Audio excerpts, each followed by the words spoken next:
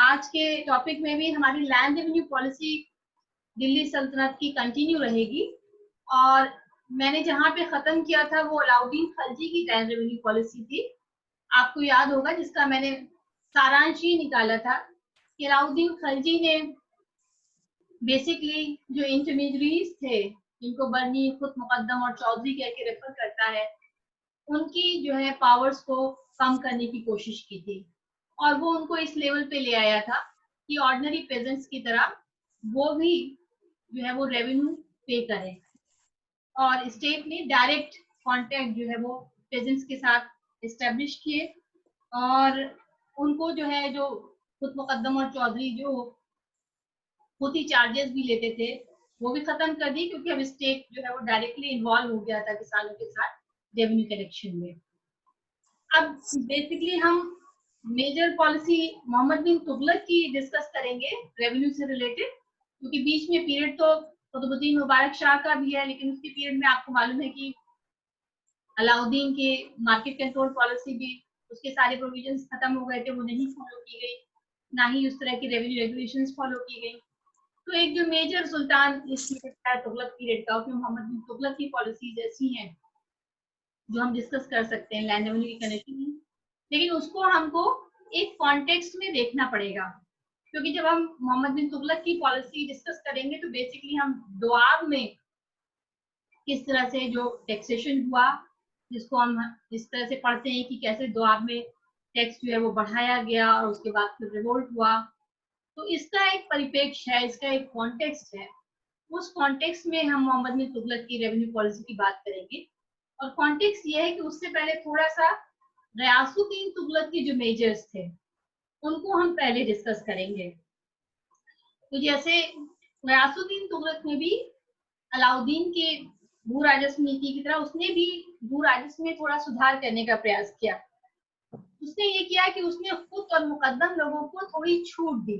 जैसे आपने देखा, इसलिए मैंने बताया कि अलाउद्दीन खलजी ने तो उनकी छूट को खत्म किया था, लेकिन फिर से गयासुद्दीन तुगलक ने इस क्लास को और छूट दे दी, और फिर से उसने उनको ही ये चार्ज दे दिया कि वो किसानों से रेवेन्यू कलेक्ट कर सके। इसके अलावा उनको रेवेन्यू देने में भी, भू राजस्व देने में भी थोड़े कंसेशंस दिए गए। और एक कर जो लगाया गया था अलाउद्दीन खलजी के समय में, जो चराई कर था, वो कर भी उनके ऊपर माफ कर दिया गया, उनको माफ कर दिया गया। और जाहिर सी बात है, जब उनको फिर से ये अलाउ कर दिया गया कि वो किसानों के लिए के साथ जो है वो रेवेन्यू कलेक्शन वो कर सके, तो खुद ही चार्जेस भी वो कलेक्ट कर रहे होंगे, तो उनको इससे फायदा मिला होगा। इसके अलावा उनको थोड़ी छूट कुछ और करों में भी दी गई। कुछ टैक्सेस ऐसे हैं जिनको बर्नी मेंशन करता है, और इनको वो मुहद्दिसात कहता है, मुहद्दिसात या किस्मत कहता है। जब मैं आपको नोट दूंगी तो उसमें आप पढ़ लीजिएगा, ये टर्म है जिसको बर्नी रेफर करता है कि कुछ टैक्सेस ऐसे थे जो मुहद्दिसात या किस्मत की कैटेगरी में आते थे। किस्मत जो टर्म है ये टैक्स के लिए यूज हुआ है, और ये ऐसे टैक्सेस। कुछ बच्चे मैसेज, हाँ मैं मैम कुछ बच्चे मैसेज कर रहे हैं मुझे। हाँ मैं एडमिट कर रही हूँ। Okay ma'am. तो ये टैक्स किस्मत के जो है वो टैक्स के लिए ये शब्द आया है। तो ये ऐसे टैक्सेस थे जो बोई की जमीन पे लगाए जाते थे, चाहे उस पे फसल उगी हो या ना उगी हो, लेकिन ये टैक्सेस भी लिए जाते थे। मतलब खराज के अलावा बेसिक टैक्स जो लैंड रेवेन्यू था वो खराज कहलाता था बेसिकली, लेकिन इसके खराज के अलावा भी छोटे छोटे बहुत से और कर थे, कभी कभी उनका उल्लेख नहीं मिलता है, लेकिन वो खराज के साथ ही लिए जाते थे। तो उन्हीं में से एक टैक्स ये था। तो एक तो उसने ये किया कि उसको हटा दिया, और एक और जो मेजर स्टेप था गयासुद्दीन तुगलक का वो ये था कि उसने नपाई वाली पद्धति जो अलाउद्दीन के समय में लागू की गई थी, उस पद्धति को भी खत्म करके उसकी जगह बटाई की पद्धति जो है के लिए वो लागू की। क्योंकि हमें फिर से जो बर्नी की टर्मिनोलॉजी मिलती है इस सिलसिले में, वो कहता है कि मसाहत की जगह बहुक्म हासिल, पहले बहुक्म मसाहत सेंटेंस आता था, अब बहुक्म हासिल आया है। हासिल, जैसे कि मैंने एक बार एक्सप्लेन किया है कि जो आपको मिला एक्चुअल रियलाइजेशन जो हासिल हुआ, तो वो ही बटाई में, जो बटाई के बाद जो बांट लिया जाता था स्टेट के बीच में और प्रेजेंट के बीच में ऐसा रेवेन्यू, तो उस पद्धति को हम क्रॉप शेयरिंग या बटाई कह के रेफर करते हैं। तो उसने बटाई की पद्धति फिर से लागू कर दी। और इसके अलावा उसने जो क्षेत्र इक़्तिदारों के अंडर थे, उन क्षेत्रों में उसने ये रूल लागू किया कि अगर रेवेन्यू बढ़ाया जाए तो वो बहुत धीरे धीरे बढ़ाया जाए, यानी ग्रेजुअली बढ़ाया जाए, और एकदम से यानी अकस्मात ना बढ़ाया जाए, क्योंकि अगर ऐसा होगा तो उससे किसानों को नुकसान होगा और ये कृषक जो है वो बदहाल हो जाएंगे। तो इन टोटालिटी आप देखिए तो उसने बहुत उदारता की नीति अपनाई। लैंड रेवेन्यू पॉलिसी जो उसकी थी वो बड़ी लिबरल पॉलिसी थी, बहुत उदार पॉलिसी थी। और जैसे कि हमने बटाई के लिए रेफर किया, तो बटाई जो मेथड ऑफ असेसमेंट था लैंड रेवेन्यू का, वो सबसे सिंपल मेथड था और किसानों के लिए फायदेमंद था।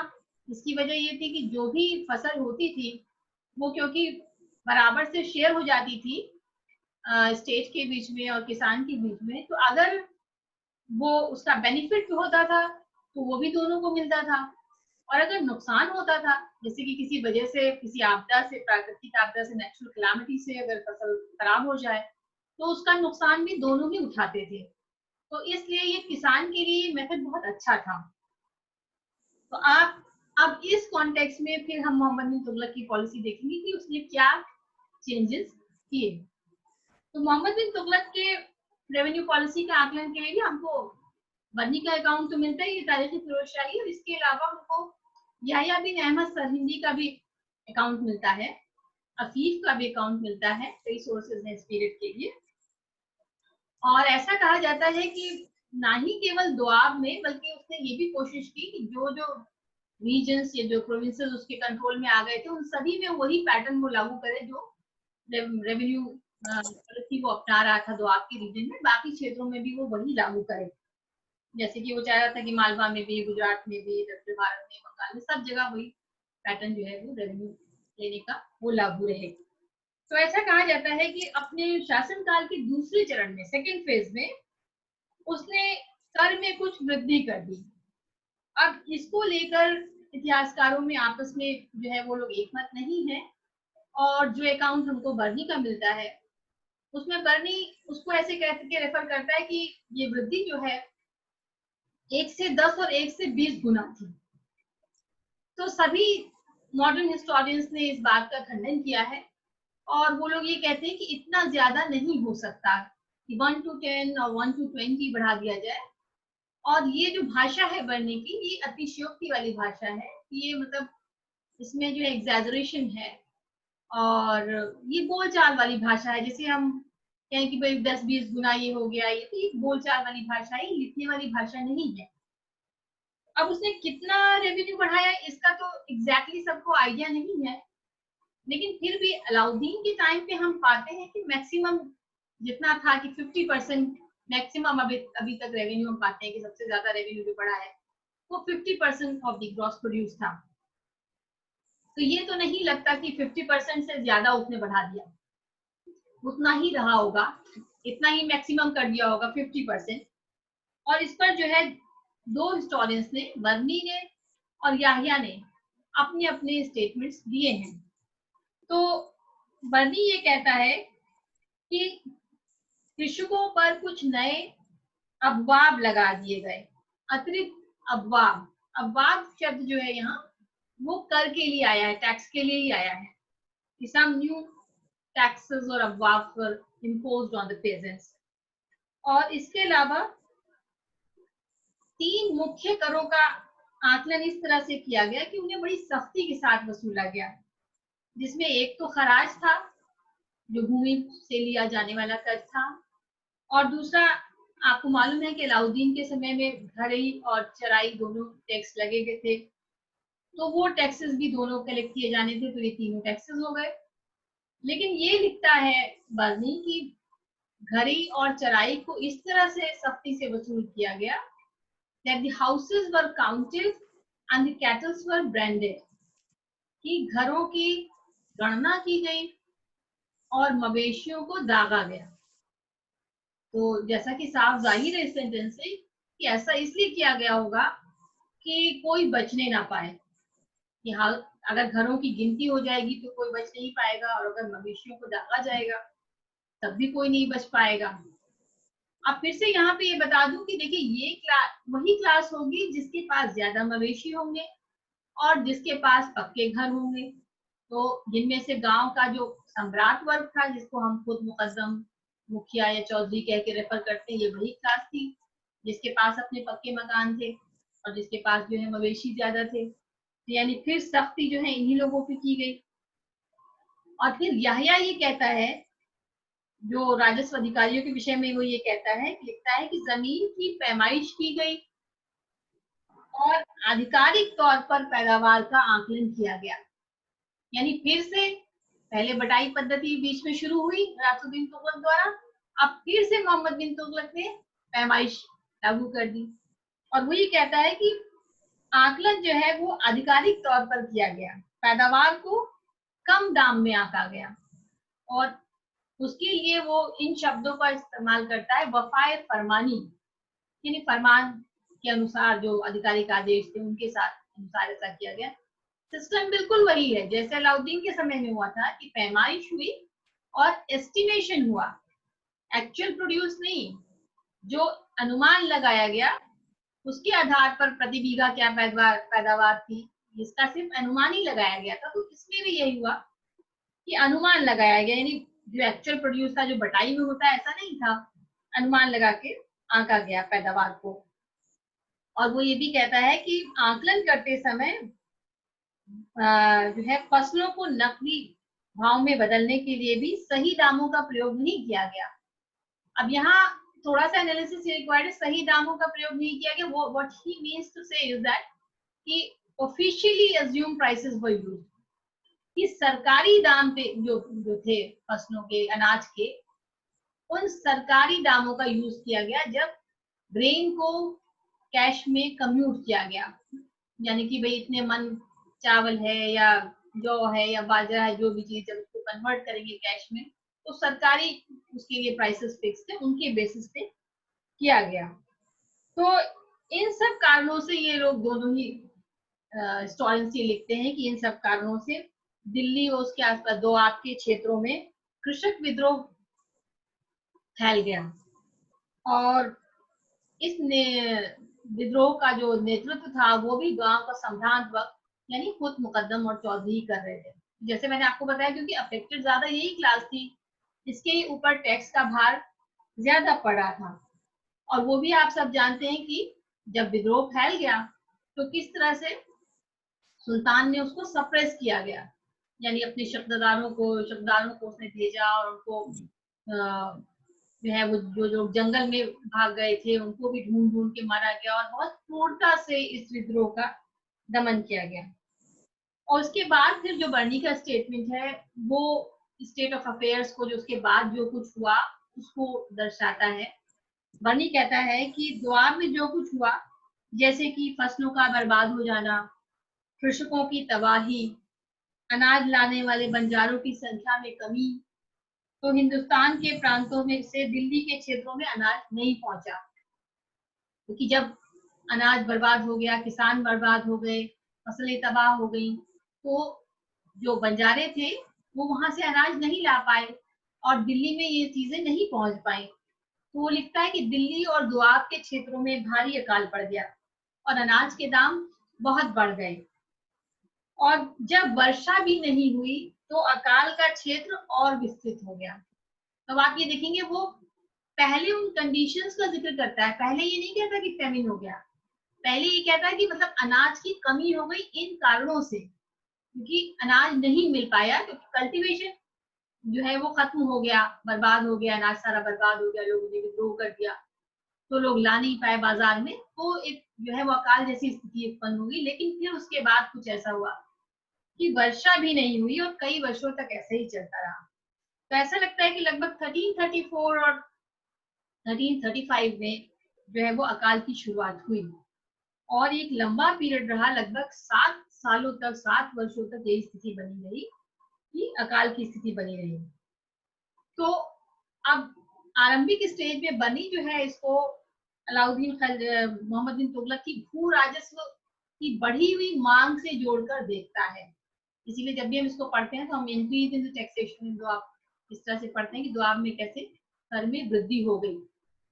तो वो इस चीज से जोड़ के देखता है कि इसलिए जो है विद्रोह हो गया, क्योंकि किसान ने जो मोहम्मद बिन तुगलक ने रेवेन्यू को बहुत ज्यादा बढ़ा दिया था, उसकी दरों को बहुत ज्यादा बढ़ा दिया था। और बाद में इतना बुरा हाल हो गया दिल्ली वगैरह में, जब अकाल पड़ गया, बारिश भी नहीं हुई, तो फिर एक समय ऐसा आया कि वहां महामारी फैल गई। और फिर मोहम्मद बिन तुगलक ने बहुत दूर, दिल्ली से थोड़ी दूर पे जाके अपना एक इंपीरियल कैंप लगाया, जिसको उसने स्वर्ग द्वार का नाम दिया।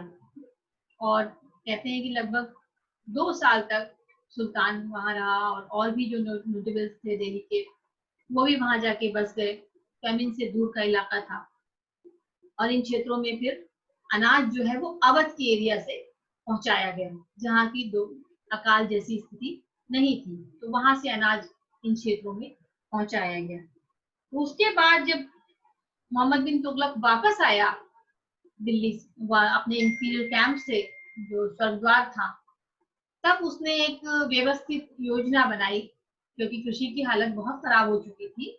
तब उसने अपनी एक योजना बनाई, जो उसके एग्रेरियन रिफॉर्म्स में पढ़ते हैं कि किस तरह से कृषि का विस्तार हो सके।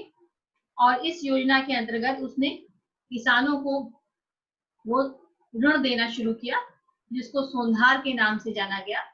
और कहते हैं लगभग कई 70,000 लाख टका उसने ऐसे सोंधार के रूप में जो है किसानों को दिए, ताकि वो कुएं खोद सके, ताकि वो बीज खरीद सकें, और खेती के और भी इम्प्लीमेंट्स हैं उनको खरीद सकें।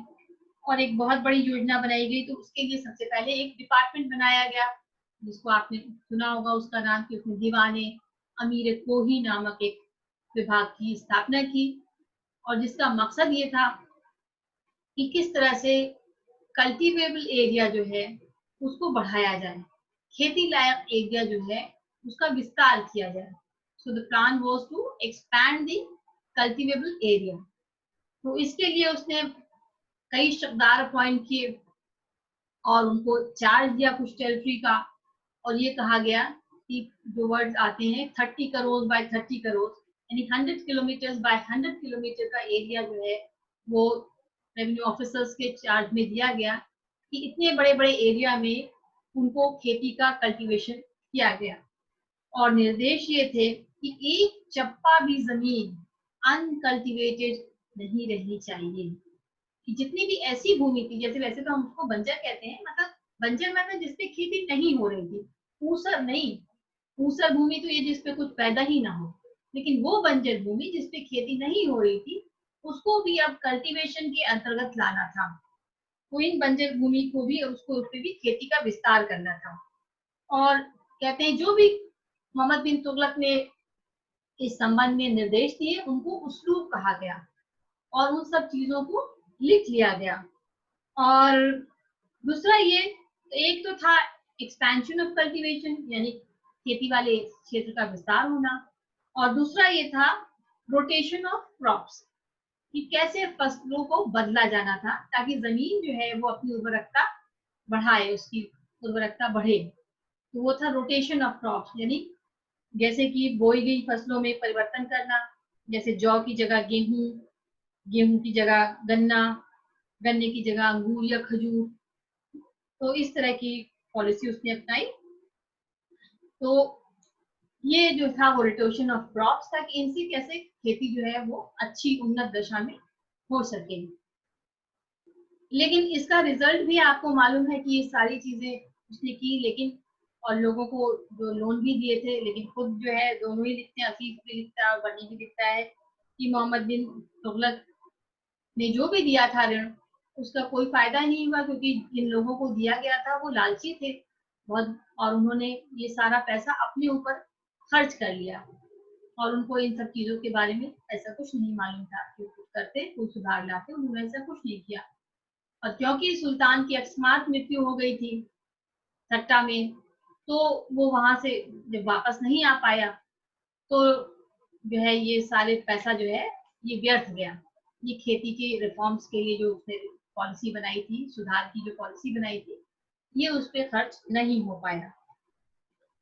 अब यहाँ पे जो आकलन है बेसिकली वो ये है कि आपने देखा कि ज्यादातर उसके जो मेजर्स थे वो तो इसी तरह के थे जैसे अलाउद्दीन खलजी ने किए थे।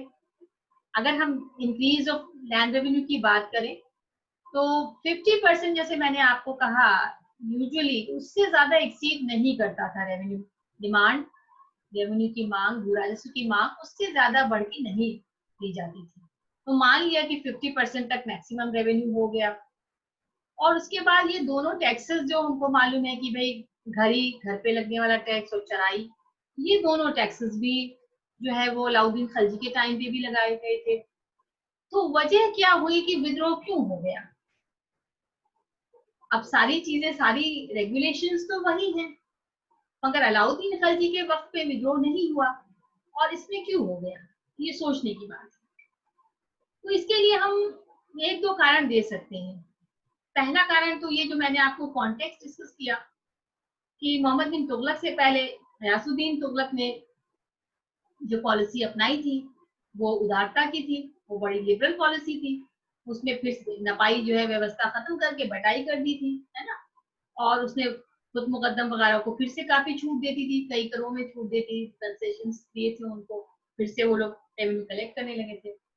और अब आपको लगता है कि फिर से जब उनको मोहम्मद बिन तुगलक ने फिर वो दोबारा वही सिस्टम ले आया तो उसको उनको फिर उससे परेशानी हुई होगी। एक तो ये चीज कि एक बार सुविधा मिल जाने के बाद फिर वो सुविधा छिन जाए, तो एक ये कारण बना विद्रोह का। और दूसरी चीज ये है जो कि सतीश चंद्रा का मानना है, जो हिस्टोरियन सतीश चंद्रा थे, कि शायद अलाउद्दीन खलजी के समय में बड़ी सख्ती थी, वो अपने रेवेन्यू ऑफिशियल्स पे भी बड़ी सख्ती करता था, तो जिसकी वजह से भ्रष्टाचार नहीं पनप पाया। यानी कि वो लोग किसानों का शोषण नहीं कर सकते थे, इतनी ज्यादा सख्ती थी और इतना चेक था पावर्स के ऊपर। लेकिन ऐसा लगता है कि मोहम्मद बिन तुगलक इन अपने रेवेन्यू ऑफिसर्स के ऊपर उस तरह का कोई चेक नहीं रख पाया होगा, और ये वजह रही होगी कि टैक्सेशन भी अच्छा खासा था, ज्यादा था, कड़ाई भी थी कर लेने में। और हो सकता है कि रेवेन्यू ऑफिशियल्स जो हैं ये भी शोषण करते हो, क्योंकि उस तरह से वो भ्रष्टाचार को नहीं रोक पाया होगा। तो ये सारी चीजें मिलके ज्यादा हो गई और यही वजह लगती है कि इस क्लास ने, जिसको हम गांव का सम्राट वर्ग कहते हैं, इसने विद्रोह कर दिया। ये रीजन हो गया कि जैसे मैंने कहा कंडीशंस तो ऑलमोस्ट सेम लगती हैं, लेकिन उसने जो इतना सख्ती से सारा सिस्टम कंट्रोल किया हुआ था उतना नियंत्रण मोहम्मद बिन तुगलक का इस तरह से सिस्टम पे नहीं रहा होगा। बहरहाल हम ये नहीं कह सकते कि जो उसकी रिफॉर्म की पॉलिसी थी वो पूरी तरह से फ्लॉप थी, इस सेंस में कि आगे उसकी पॉलिसी को बहुत आगे के शासकों ने अपनाया, जिसमें कि एक्सपेंशन करना खेती का और रोटेशन ऑफ क्रॉप्स, ये चीज ऐसी थी जो खेती में सुधार लाने के लिए की गई थी, और आगे के शासकों ने ये सिस्टम कंटिन्यू रखा होगा जो रोटेशन ऑफ क्रॉप वाला है। तो ये तो उसका इंक्रीज इन टैक्सेशन इन दो आपका एक आंकलन हो गया। और दूसरी चीज ये है कि फिर जब फिरोज शाह आया तो फिर नीतियां बदल गई, और फिरोज शाह के टाइम में हम पाते हैं कि ना ही उसने मोहम्मद बिन तुगलक की पॉलिसी को पूरी तरह से समाप्त कर दिया, बल्कि उसने फिर से जो है वो कृषकों को छूट देनी शुरू कर दी। और उसने फिर से कुछ टैक्सेस, जो आपको मालूम होगा कि ऐसे बहुत सारे टैक्सेस थे जो उसने शरह में, उसने कहा कि जो शरह में जिनका प्रावधान नहीं है उनको नहीं कलेक्ट करना चाहिए, उनको खत्म कर दिया। और जो एक टैक्स मैंने आपको अभी बताया था मुहद्दिसात किस्मत, जो गयासुद्दीन तुगलक ने भी खत्म किया था, ऐसी टैक्सेस भी उसने खत्म कर दिए। जो बोई गई भूमि पे लगते थे, चाहे की फसल हो या ना हो, उसने ऐसे टैक्सेस भी खत्म कर दिए। और उसने खराज के अलावा जो टैक्सेस छोटे छोटे लिए जाते थे उनको भी बहुत सीमित कर दिया, ऐसे कहते हैं कि जस्ट 4% पे सीमित कर दिया उसने। और उसने घरी और चरी जैसे टैक्सेस को भी माफ कर दिया, खत्म कर दिया। तो ये टैक्सेस जो बहुत शुरू से चले आ रहे थे, ट्रेडिशनल भी थे, तो उसने उनको भी खत्म कर दिया। और लेकिन एक टैक्स जो हमको फिरोज शाह के काल में जिसका जिक्र आता है वो है जजिया। हालांकि उससे पहले भी खराज जजिया शब्द हमको सुनने में मिलता है, लेकिन जजिया कभी सेपरेट टैक्स के रूप में नहीं मिलता है हमको। इसका रेफरेंस की सेपरेटली कभी कलेक्ट किया जाता हो, इसका रेफरेंस नहीं आता है। लेकिन फिरोज शाह के टाइम में हमको ऐसा प्रतीत होता है कि जजिया नामक कर जो है वो भू राजस्व के साथ नहीं लिया जाता था, बल्कि इसको अलग लिया जाता था। और तो यहाँ एक बात जो है वो उल्लेखनीय है, वो ये है कि क्या जजिया को उसने घड़ी के स्थान पर लगा दिया, क्योंकि घड़ी टैक्स माफ कर दिया था, घड़ी और चराई दोनों टैक्स उसने माफ कर दिए। और ये भी जो है वो घर के मुखिया पे लगने वाला ही टैक्स था। जिस तरह से घड़ी टैक्स था वो भी घर के मुखिया पे ही टैक्स लगता था, उसमें महिलाओं और बच्चों को उसमें छूट दी गई थी, तो ये कर भी मुखिया पे ही लगाया जाता था। और इसके अलावा जो एक और टैक्स का उल्लेख आता है वो ये है कि जिन गांवों की सिंचाई, जिन ग्रामों की सिंचाई नहरों द्वारा की जाती थी, उन पर भी फिरोज शाह ने जो है वो उलमा से डिस्कशन के बाद एक टैक्स लगाया, जिसको हम हक शर्ब के नाम से जानते हैं। शरबत यानी लिक्विड के लिए शब्द आया है शरबत, तो शर्ब यानी पानी के लिए वाटर टैक्स उसने लगाया। हालांकि फिरोज की पॉलिसी और भी जो कल्याणकारी योजनाएं हैं उसकी, वो उसमें बहुत सारी चीजें आती हैं। इसमें नहरों जिस तरह से उसने खुलवाई थी वो आप खुद भी पढ़ सकते हैं। लगभग 6 नहरों का उल्लेख मिलता है जो हमको कंटेम्प्रेरी हिस्टोरियंस पीरियड के देते हैं कि उसने बहुत सारी नहरें खुदवाई थी, और जिससे खेती में जरूर जाहिर सी बात है फायदा पहुंचा होगा किसानों को, सिंचाई व्यवस्था अच्छी होगी। उसने कई कस्बे भी, कई नए नए टाउन्स भी बसाए थे, उसने उद्यान भी लगाए थे। तो एक तो ये जजिया कर का उल्लेख मिलता है, खराज तो लिया ही जाता था, लेकिन उसकी दरें ज्यादा नहीं थी और छूट मिल गई। और पूरे उसमें आप ये देखेंगे कि ये जो क्लास है खुद मुकद्दम चौधरी वाली, इसको ज्यादातर लोगों ने खुश रखने की ही कोशिश की है, क्योंकि बेसिकली यही लोग थे जो किसानों से टैक्स वसूल करते थे। तो फिरोज शाह ने भी उनको छूट दी है। बहरहाल उसके पीरियड में जिस तरह का अकाउंट अफीफ देता है, तो एग्रीकल्चर की टर्म्स में हम देखते हैं कि एक खुशहाली का वर्णन मिलता है। और एक काम तो उसने सबसे पहला यही किया कि जो टैक्स, जो उसने लोन दिया था, मोहम्मद बिन तुगलक ने किसानों को लोन दिया था, तो जिन लोगों ने वापस तो किया नहीं था, तो उसने सबसे पहले ये सारे लोन जो है वो माफ कर दिए, इसको एकदम खत्म कर दिया गया। तो लोगों में इस वजह से भी वो पॉपुलर हो गया। दूसरी बात है कि उसने एग्रीकल्चरल डेवलपमेंट के लिए जो दूसरी तरह की एक नीति अपनाई, वो भी बड़ी इंपॉर्टेंट थी, जिसमें कि नहरों का खुदवाया जाना है ऐसी जगहों पर जहाँ पानी की कमी थी। खास करके जैसे आप देखेंगे ज्यादातर नहरें हरियाणा वाले एरिया में ज्यादा है, और वहाँ जो है उसने नगर भी बसाया, तो कई नहरें उस रीजन में मिलती हैं, और उनसे स्टेट को जाहिर सी बात है काफी फायदा पहुंचा होगा।